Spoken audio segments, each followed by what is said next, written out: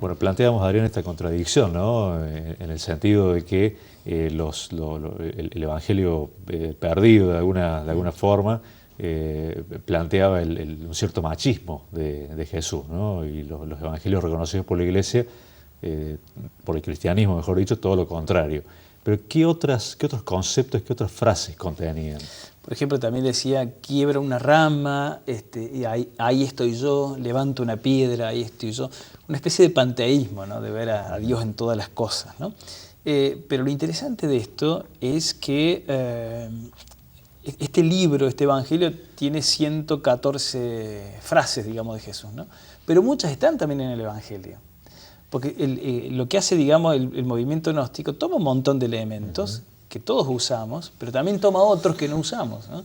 Y cerca de 34 expresiones no responden, digamos, a los dichos de Jesús, ¿no? Que son todas construcciones elaboradas por el movimiento gnóstico para responder, digamos, a su pensamiento ideológico, ¿no? Claro, claro. Y a su lógica. Es un mensaje secreto para un grupo selecto, por lo tanto para iniciados, no puede ser para cualquiera, tiene que estar en un monasterio, no puede estar en la vida común con el resto, porque los elegidos tienen que estar en otro lugar. ¿Cómo van a estar con los pecadores?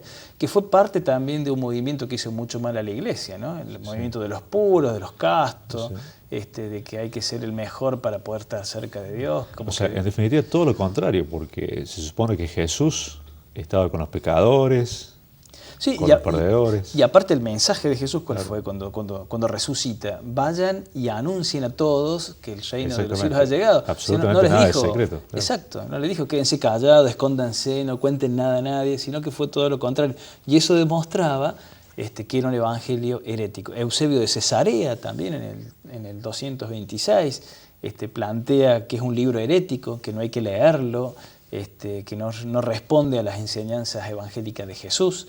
O sea, la primitiva comunidad cristiana tenía bien claro que este libro no era un libro que se podía leer en las celebraciones litúrgicas cristianas, ¿no? Claro, bueno, lo tenía claro la comunidad cristiana, pero también quienes lo elaboraron, ¿no? Porque hay la historia de cómo fue escondido también es apasionante, ¿no? ¿Y por qué?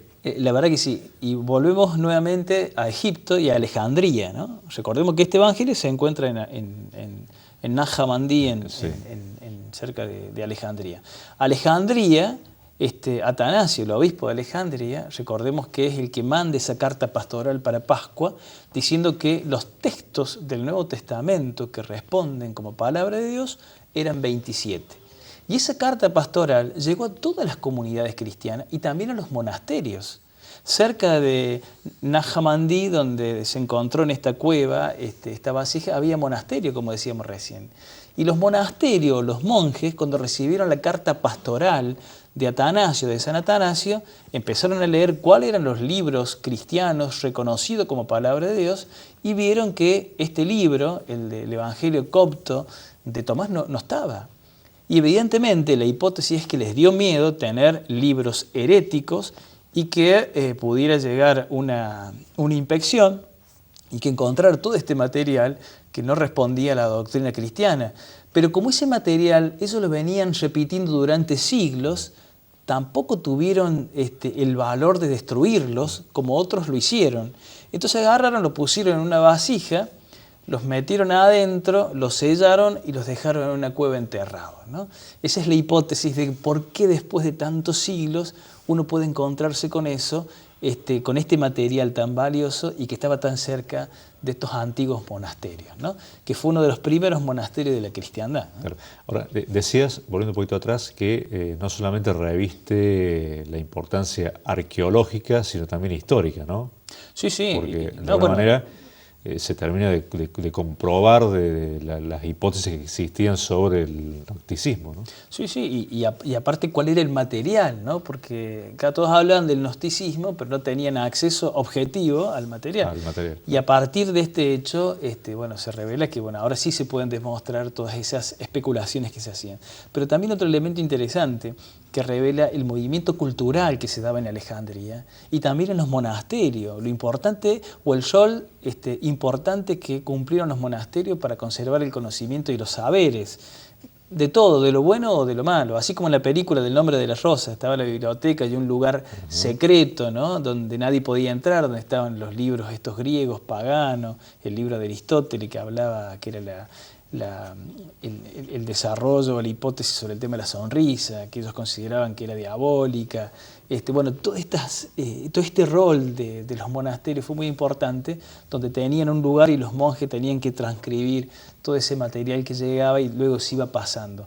Bueno, materiales de la época hay muchísimo, así como hoy tenemos en nuestras librerías cristianas mucho material sobre la vida y la obra de Jesús o reflexiones. En aquel tiempo también había cartas, había reflexiones, había metáforas, había parábolas sobre la vida de Jesús, nada más que nosotros nunca el cristianismo o la iglesia nos ha permitido o nos ha acercado, ¿no? Pero hay, por ejemplo, las actas de los mártires, como cuando los romanos ejecutaban a los cristianos, de la misma manera que lo ejecutaron a Jesús, hay pero recopilaciones a mansalva. O por ejemplo, o estas cartas así como la de Atanasio, la carta de San Juan Crisóstomo, y de muchos otros padres de la iglesia. Hay mucho material, digamos, ¿no? Nada más que no tenemos acceso. Hay libros cuando ellos hablan de la pobreza.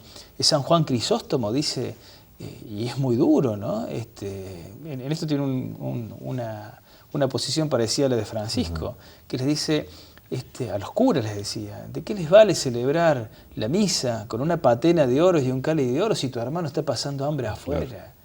Pero eso lo decía San Juan Crisóstomo en los primeros siglos de la iglesia. ¿De qué te vale tener un mantel bordado de oro y un piso de mármol si tu hermano está durmiendo en la calle?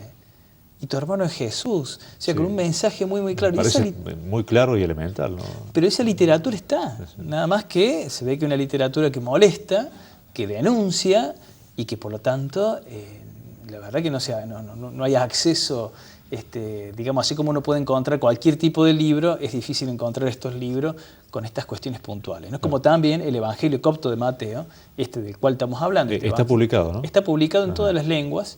Yo lo tenía, y si alguien está viendo el programa y se lo he prestado, que me lo devuelva. Que lo devuelva, claro. Sí.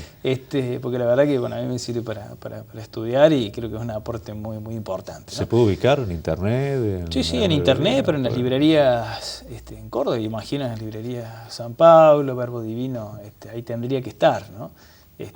Bueno, la verdad que no sé si estaría, pero tendría que estar, porque es un material de estudio teológico, cualquier, ¿no? Biblioteca, ¿no? Exacto, sí, cualquier librería especializada en eso, ¿no? Como la librería de San Pablo. Es interesante la conclusión, ¿no? En definitiva, de cómo uno llega a la salvación. Exacto, bueno, los gnósticos planteando que se llega por el conocimiento, que muchas veces muchos católicos creen en eso, ¿no? En esa evasión espiritual, ¿no? Muy parecido a los gnósticos en el pensamiento, y los cristianos se piensan que rezando solo uno se salva y no comprometiéndose con el hermano, ¿no? Cuando el mensaje de Jesús es un mensaje muy, muy terrenal.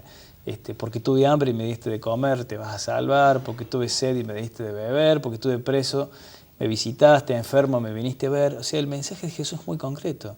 Y el apóstol Santiago en su carta también es muy concreto. Vos mostrame tus obras sin fe, que yo con mis obras te voy a mostrar en qué creo, ¿no? El cristianismo es un mensaje, es una sabiduría gestual, no es algo evasivo e intelectual.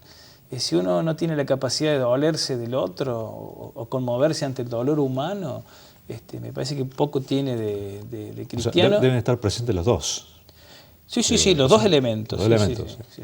O sea, el concepto intelectual, digamos, y el otro que planteas. Bueno, por ejemplo, Pedro plantea que le vamos a ver la semana que viene, la segunda carta de Pedro, que es el último libro escrito en el Nuevo Testamento, que todos pensamos que es el Apocalipsis porque está el último. Exactamente. Pero no, es la carta de Pedro que después tiene una importancia muy grande en el Concilio Vaticano II.